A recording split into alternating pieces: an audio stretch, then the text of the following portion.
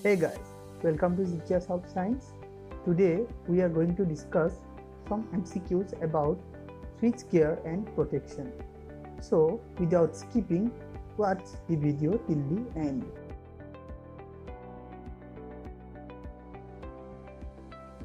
Before starting, those who are new, please subscribe and don't forget to press the bell icon. Question 1.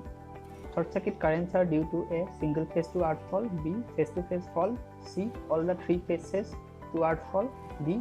All the three phases short circuited, E. Any of the above. And the answer is any of the above.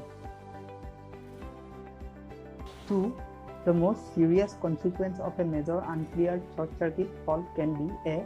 Blowing of fuse, B. Fire, C. Heavy voltage drop, D. None of these. Answer is fire. Question 3. Which of the following results in a symmetrical fault? A. Single phase to earth, B. Phase to phase, C. All the three phases to earth, D. Two phases to earth. Answer is all the three phases to earth. 4. Which portion of the transmission system is more prone to faults? A. Alternator, B. Transformer, C. Overhead lines, D. Underground cable. Answer is overhead lines. Question 5. Which portion of the power system is least prone to faults? A. Alternators, B. Switchgear, C. Transformers, D. Overhead lines. Answer is alternators. Question 6.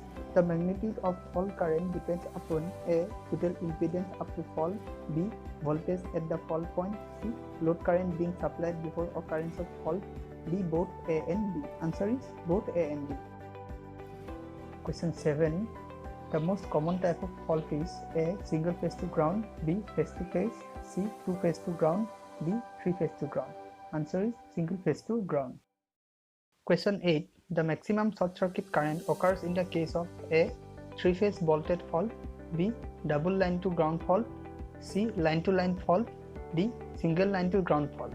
Answer is three phase bolted fault. Question 9. For a fault at the terminals of synchronous generator, the fault current is maximum for A. Three phase fault, B. Three phase to ground fault, C. Line to ground fault, D. Line to line fault. And the answer is line to ground fault. Question 10. The load currents in short circuit calculation are neglected because 1. Short circuit currents are much larger than load currents. 2. Short circuit currents are greatly out of phase with load currents. Which of these statements is or are correct? A. Neither 1 nor 2, B. 2 alone, C. 1 alone, D. 1 and 2. Answer is 1 alone. Question 11. Series reactors are used to A. Improve the transmission efficiency, B. Improve the power factor of the power system, C. Improve the voltage regulation, D. Bring down the fault level within the capacity of the switchgear. Answer is bring down the fault level within the capacity of the switchgear. Question 12. Current limiting reactors may be A. Air-cooled, B. Oil immersed magnetically shielded, C. Oil immersed non-magnetically shielded, D. Any of the above. And the answer is any of the above. Question 13. The symmetrical components are used in the fault analysis because A. The number of equations becomes smaller, B. The sequence networks do not have mutual couplings, C. The results are required in terms of symmetrical components, D. None of the above. And the answer is the sequence networks don't have mutual couplings. Question 14. Symmetrical components are used in power system for the analysis of A. Balanced three-phase fault, B. Unbalanced three-phase fault, C. Normal power system under steady conditions, D. Stability of system under disturbance. The answer is unbalanced three-phase fault. Question 15. In a star-connected system without neutral grounding, zero sequence currents are A. 0, B. Phasor sum of phase current, C. Same as RMS value of the phase current, D. Same as peak value of the phase current. And the answer is 0. 16. A balanced three-phase system consists of A. Zero sequence currents only, B. Positive sequence currents only, C. Negative and zero sequence currents, D. Zero, negative and positive sequence current. And the answer is positive sequence currents only. Question 17.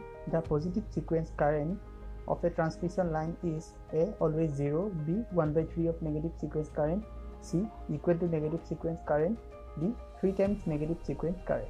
And the answer is equal to negative sequence current. Question 18. For a fully transposed transmission line, A. Positive, negative and zero sequence impedances are equal. B. Positive and negative sequence impedances are equal. C. Zero and positive sequence impedances are equal. D. Negative and zero sequence impedances are equal. And the answer is positive and negative sequence impedances are equal. Question 19.